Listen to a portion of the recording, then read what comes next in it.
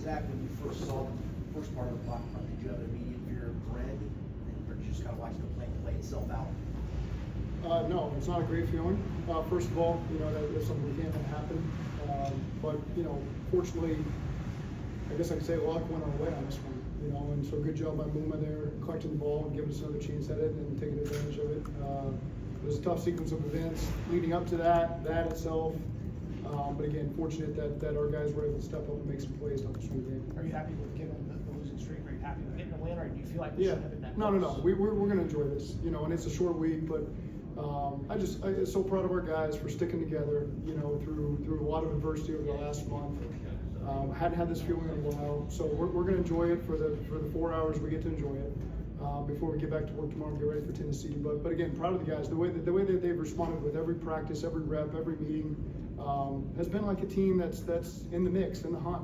All the things we expected to do, and so glad that they were rewarded with this one tonight. I know you've maintained the stance that nothing Jamar does surprises you, but just another dominant performance for him. What did Yeah, you you just think can't get about him the ball his? enough. We got to him 14 times, and it feels like you can still try to get it to him more, right? And we do, trust me. But just in those moments, sometimes you just try to keep it simple and get playmaker right at the ball, and it paid off for us. Another game, Zac, where it underscores the toughness of Joe Burrow in the pocket. Yeah. You talk about the hits he took and Yeah. what he went through in this game. Yeah, and this, trust me, it's not even just the physical toughness, it's the mental toughness in this game, because what Zimmer does to you is as hard as it gets, and especially with a guy like Michael Parsons and a chest piece like that, it's exhausting. And so you're exhausted as a coach dealing with it, trying to solve those problems. I can't imagine what it's like to play quarterback and have to deal with that. And again, he keeps his composure and keeps moving along and keeps the sticks moving and finds a way to help us win the game. Was it the game plan to have him drop back, Joe, this 44 times, or have that many pass attempts? I mean, is it just the nature of the game? No, I mean, we had the 2 minute before the half. We've got those situations at the end of the game where you want the ball in his hands, and it's just kind of the way the game played out. But we did mix it up protection-wise more and tried to make something run as best we could. But again, sometimes in these tight games, the moment calls for the ball to be in Joe's hand and play the football. What is it long-term for you guys to win a game like this, in a season like this? It's just, we needed this feeling, and because those last 3 locker rooms haven't been like this, and so just to feel the joy and the week's worth of work has paid off for you, and then you turn the page and you move on to the next one. But it helps you during the week, man, just to have this confidence. We got one, and now we got to go do it again. Did you feel a snowball effect in the positive direction for the defense in the fourth quarter? Yeah. Wilson making plays, Trey obviously. Yeah, I mean, guys were playing with confidence, and what they held them to. I guess it was 10 points in the second half because it was 17-10 at halftime, but they made some big plays for us to step up, and I think Osai with the sack at the end of the half gave us 3 points, got us the ball back. Trey closed out the game at the end with the big sack that put him in a tough spot. Even when we gave up completions on the last drive, guys were right there making the tackle, and then everything was contested. So just really happy for the defense, the way they finished that game. Chase Brown was really effective for you tonight. How much have you liked the way he's grown this year? Just got to get the ball in his hands. So, you look at rush attempts, and so much of it is just us trying to get the ball to him quick on the perimeter sometimes. And that can replace some tosses. And so, people look at those as pass attempts and 44, whatever. Those are just quick completions for us to get the ball out there on the perimeter and do that to Jamar, do that to Chase. Because you saw so many times they just got the ball quickly in their hand and exploded for big gains. And so that's just another way to get those guys quick touches. What was the combo like with you and Doug on that TD that Chase had that was eventually called a TD?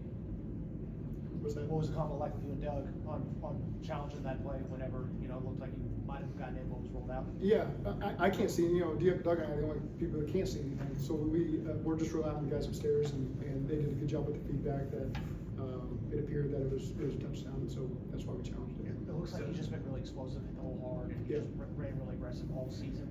How big has that been for y'all offensively, and how much has that enabled y'all to get some plays that maybe y'all haven't been able to get previously? Yeah, you just break through that second level, and he's got a chance to take to the house. And so again, it's just he's doing a good job as the game gets going, feeling those holes and hitting them fast, and then you're up on the second level, third level quickly, and there's some explosive plays behind there. You said you can't get the ball to Chase enough. Yeah. Were there some plays tonight where it was maybe kind of looking a little too much, force it with the interception? Is that something that maybe No, you it's take with just trying to get him the ball as No, part of it? I don't know that it was I don't know if it warranted interference necessarily, but I think he, as we watched, he got bumped a little bit. I don't think there's anything that should have been called necessarily. We'll have to watch that to see what it looked like. But no, I mean, we're gonna try to keep getting the ball, and I'm never gonna feel like it's too much. What were they doing to make that such an obvious game plan outside of, you guys can move Jamar around, obviously, and find ways to get him open, but were they doing something that you felt like that was where you just keep hammering over and over again?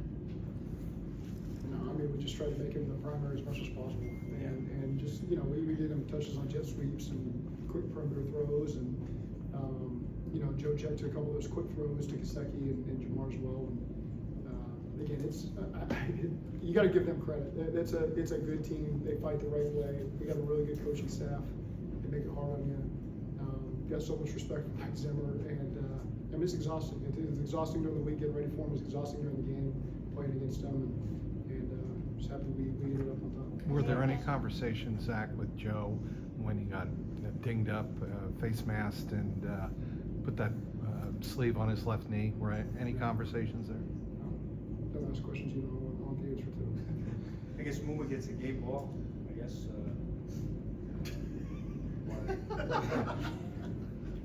Gotta watch the whole play. Zach, you said last week that you thought the Monday Night Football environment, everything that comes with that could be a good thing for you guys. Other than, you know, the reward that the players have for the work they put in, like you were talking about, you feel like you conveyed anything meaningful about what this year's team is about? Well, I think just it's an opportunity for the world to see that we're going to keep fighting. You know, and this is who we are. And, got a chance to stow that at times in all three phases. And so when the Bengals walk on the field, you know, you're going to get our best shot. And happy that we got a win. But again, now it's a short week, you know, and we're certainly not going to overlook the team we're about to play. I got a lot of respect for Tennessee, and so we got to turn the page very quickly and get ready for these guys. Zach, what did it say though? Movement did look like he gave up a block punt, but then he fought his way back downfield to be around the ball. Yeah, it didn't put on the play, you know, and so again, that's something to be said for that. So we've obviously got to make the correction and can't have the first part of the play, but whirlwind of events there that got us the ball back and allowed us to go win. I know we ask you about Jamar all the time, but do you allow yourself as a coach when you have these primetime games when he makes the plays that he does, and then I don't know if you saw, but he had this moment with Joe post game where they're like shoving a donut on each other, and you know they're just so happy. Like, do you allow yourself to just take a moment to soak in like that you're coaching him at his prime, like Joe? I don't take that for granted for 1 second. I really don't. And so the last play was the simplest play we can ever call. We've been running that play for 30 years. It's as easy as it gets. Day one install. And you're just trying to keep it simple, get the ball to a guy like that you know can change the game, and that's what he did. But I don't take for granted coaching Jamar Chase. Okay, thank you. Thanks, Zach.